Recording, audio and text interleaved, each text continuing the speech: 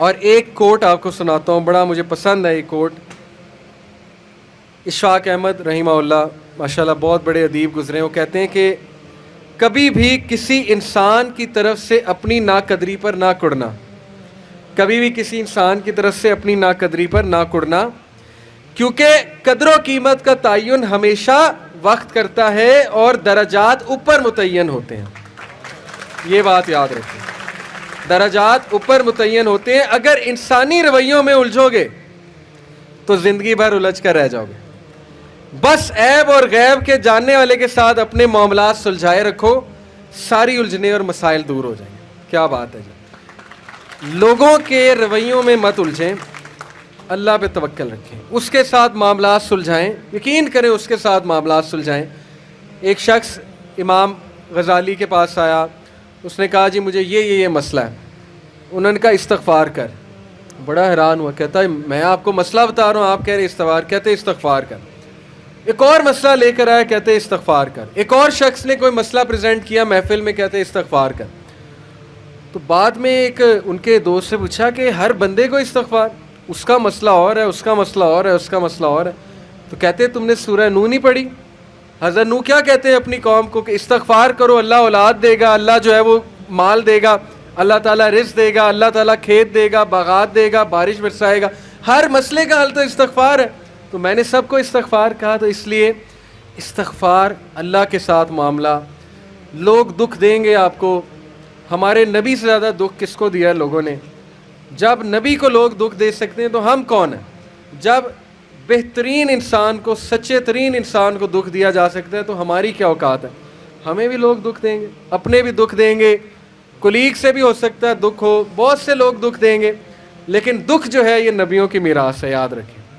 अगर दुख और गम बुरी बात होती तो नबियों को कभी ना होता, ये बात याद रखें। हर नबी गम से गुजरा, हर नबी गम से गुजरा, हर नबी मुश्किल से गुजरा। इससे घबराना नहीं आपने, ये अल्लाह दर्जात बुलंद करता है आपके। हमसे बड़े गुनाह होते हैं, फिर अल्लाह ताला जो है वो उनका कफ़ारा यहीं पे दिलवा देता है मुख्तलिफ़ तरीक़ों से। मुश्किलात आती हैं, टेस्ट और ट्रायल्स आते हैं, बड़ा कुछ आता है, लेकिन क़यामत वाले दिन वो शख्स क्लीन स्लेट की तरह आता है। हदीस में आता है कि क़यामत वाले दिन कुछ लोग बिल्कुल क्लीन आएंगे, उनका अमाल नामा साफ़ सुथरा होगा। तो कहा जाएगा ये वो लोग हैं जिनको दुनिया में बड़ी मुश्किलात फ़ेस करना पड़ी, लेकिन सब्र किया इन्होंने अल्लाह के फजल से, और आज उस नतीजे में क़यामत वाले दिन कुछ नहीं है इनके अमाल में, यानी बुराई कुछ नहीं है, सिर्फ इनके अमाल में अच्छाई है। तो ये मुश्किलात का वबश्शिर साबिरीन कि बेशक अल्लाह सुब्हानहू व तआला सब्र करने वालों को बशारत देता है और कहता है कि सलूट तुम्हें लगेगा फ़रिश्तों से, और अल्लाह ताला तुम्हें सलाम पेश करता है। और कुरान में सब्र का जो लफ्ज़ है ये 100 बार तकरीबन आया। सब्र का लफ्ज़ जो है कुरान में 100 बार आया। और जन्नतियों की सबसे बड़ी खूबी सब्र है कि ये सब्र करते थे, गम पे सब्र, बुरे रवैयों पे सब्र। सब्र का मतलब है बर्दाश्त कर जाते थे, लड़ाई नहीं की, बिला वजह फड्डे नहीं किए, सब्र कर गए, पी गए, गुस्से को पी जाने वाले, ये बहुत पसंद है, अल्लाह सुब्हानहू तआला को बहुत पसंद है। और आखिरी जो चीज़ मैं आपको देना चाहता हूँ, ये हदीस, जब आपको कोई मसला है ना, इसको इंशाल्लाह अपने सामने रखना है। बाय द वे ये रिकॉर्ड भी हो रही है और ये रिकॉर्डिंग आपको दी जाएगी ताकि इंशाल्लाह फ्यूचर में आपको मदद करें ये बातें। अमर बिन अल-आस एक बहुत ही जय्यद सहाबी गुजरे हैं, मिस्र के गवर्नर हैं, हज़रत उमर के दौर में मिस्र के गवर्नर थे। तो अमर बिन अल-आस से एक सहाबी कहता है, जब वो गवर्नर हैं रसूलुल्लाह सल्लल्लाहु अलैहि वसल्लम की, ज़ाहिर है इस दुनिया से पर्दा फरमाने के बाद अमर बिन अल-आस जब गवर्नर बने हज़रत उमर के दौर में, तो अमर बिन अल-आस से एक सहाबी ने कहा कि मैंने नबी सल्लल्लाहु अलैहि वसल्लम से सुना है कि रूमी क़यामत के नज़दीक गलबा पा जाएंगे, और आज ऐसे ही है। रूमी से मुराद ये क्रिश्चियन है, तो आज आप देखें यूरोपियंस काफ़ी गलबा पा गए। तो अमर बिन अल-आस मुस्कुराए, उन्होंने कहा कि मुझे समझ है क्यों पा जाएंगे। तो बड़ा हैरान हुए, कहते क्यों? कहते मैंने इन पे हुकूमत की है, मैं आपको इनकी 5 बातें बताता हूँ, मैं आपको इनकी 5 खसूसियात बताता हूँ जिसकी वजह से गलबा पा जाएंगे। ये उनका व्यू है अमर बिन अल-आस का कि दैट्स वाई ये लोग गलबा पा जाएंगे क़यामत वाले दिन। उन्होंने कहा क्या इनमें 5 खसूसियात हैं, आपने हुकूमत की है इन पर। पहली खसूसियत, their ability to cope well with tribulation. क्या मतलब है? सही मुस्लिम की रिवायत है, कि जब इन पे कोई मुश्किल आती है ना, एकदम घबराते हैं, लेकिन मुहासबा कर लेते हैं मुश्किल आई क्यों। कोसते नहीं रहते किस्मत को, हाय मैं मर गया, हाय मैं लुट गया, मेरी किस्मत बर्बाद हो गई। नहीं, मुश्किल आई, घबराए, उसके बाद बैठे सोचा आई क्यों थी, हमारी वजह से आई थी, कहीं मेरा रवैया तो गलत नहीं है, कहीं मेरे से कोई खता तो नहीं हुई, कहीं। सबसे पहले किसके बारे में सोचना है? अपने बारे में, कि यार मेरी क्या गलती थी, मेरी। ये सबसे पहले उंगली इधर होनी चाहिए, उसके बाद उंगली वहाँ होनी चाहिए। अच्छा, हालात में तो नहीं कोई मसला, मेरी स्ट्रेटेजी तो कोई गलत नहीं थी, कहीं किसी को मैंने गलत दोस्त तो नहीं बना लिया, कहीं मैंने ज़िंदगी में कोई गलत राजदान तो नहीं बना लिया, वगैरह वगैरह। सबसे पहले उंगली अपनी तरफ, उसके बाद सोचना है बाहर। तो सबसे पहली क्वालिटी कि जब मुश्किल मुसीबत आती तो सोचते हैं कि यार ये आई क्यों। Their ability to recover quickly after a disaster. और जब ठोकर पड़ती है तो रिकवरी जल्दी है, रिकवर हो जाते हैं, रिकवरी जल्दी है। यानी मैं आपको मिसाल देता हूँ, इंटरव्यू में कोई फेल हो गया, मिसाल है, नहीं हुआ उसका टेस्ट पास। अब क्यों नहीं हुआ? अगर तो रोने लग जाएगा तो रोने से तो टेस्ट पास नहीं होगा। सोचे क्यों नहीं हुआ, मेरे वेट में कमी थी, क्या मसला क्या था, या इंस्ट्रक्टर्स से कोई कमी कुताही हुई, क्या हुआ है। ये पहली बात। दूसरी बात, रिकवर करें, फिर दें, रिकवरी मारे ना, सिर्फ हाथ में हाथ धरे तो नहीं बैठे रहना। तीसरी बात, their ability to attack again after retreat. जब मैदान जंग से भाग जाते हैं, खड़े नहीं रहते बेवकूफ़ों की तरह, भाग जाते हैं। जब मार्के में देखें नुकसान हो रहा है, भाग जाते हैं। ये भी अक्लमंदी है, यकीन करें, इसमें कोई वो नहीं है कि बंदा डरपोक हो गया। जब नज़र आ रहा है कि वेपन्स की ज़्यादा ज़रूरत है, ये वो, तो सलाहुद्दीन अय्यूबी ने भी यही किया था, पता है आपको। सलाहुद्दीन अय्यूबी लड़ने चले गए तो क्रिश्चियन किंग आया, उसने कहा जी कि अभी पलट जाओ, नहीं तो सब मारे जाएंगे। तो सलाहुद्दीन अय्यूबी ने सोचा, इर्द गिर्द जायज़ा लिया, कहते ठीक है। वो मुसलमान सोल्जर हैरान कि हमारा बादशाह कैसे पलट गया, इतना तकवीयत वाला बादशाह। तो एक शख्स लड़ने आ गया, कहता कि ये क्या आपने पलटा लिया सबको, हम जेरूसलम फतह करने गए थे। तो खुदा ऐसे लोगों को जो है वो विक्ट्री नहीं देता। उसने बड़ी सख्त बात कर दी। सलाहुद्दीन अय्यूबी ने कहा कि ना वहाँ पानी था, ना वहाँ पे कोई साजगार मैदान था लड़ने के लिए, तो मैंने जायज़ा ले के मैं पलटाऊँ।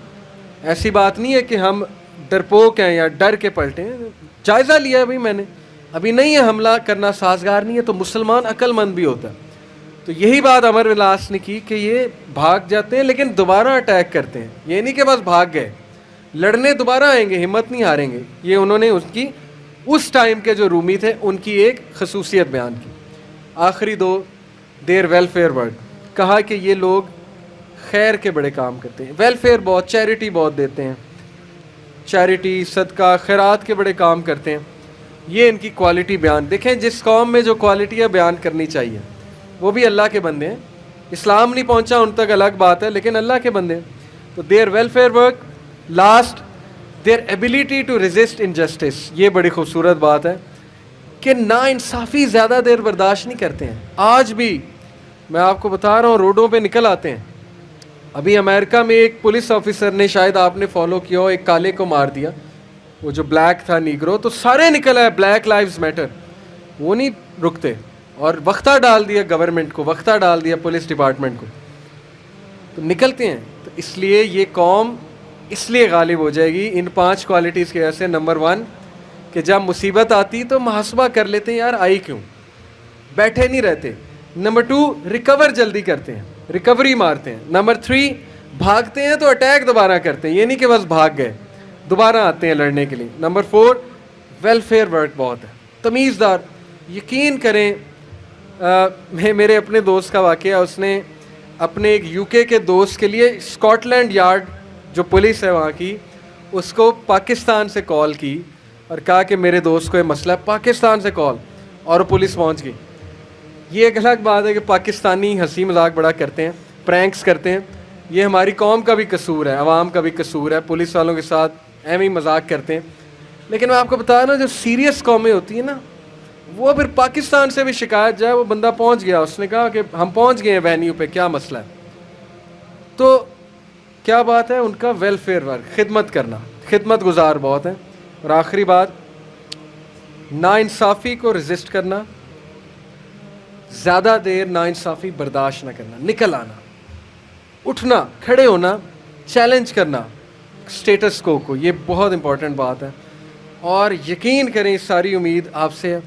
नौजवान तबका, जब तक नौजवान हमारे 62% इंशाल्लाह है अल्लाह के फ़ज़ल से, अल्लाह की तरफ से, तो सवाल ही नहीं पैदा होता नाउमीदी का, सवाल ही नहीं पैदा होता कि पाकिस्तान में तब्दीली ना आए। और यकीन करें आपने लानी। मैं प्राइम मिनिस्टर क्या कर लेंगे, प्राइम मिनिस्टर क्या कर लेंगे कुर्सी पे बैठ के, बाहर निकल के, जब ये डॉक्टर, इंजीनियर, वकील, जज, पुलिस अफसर, CSP ऑफिसर, ये कहाँ से आ रहा है? आप में से, मेरे में से। टीचर कहाँ से आ रहा है? मेरे में से, आप में से। जब नीचे वाले लोग नहीं ठीक होंगे, प्राइम मिनिस्टर ने क्या कर लेना?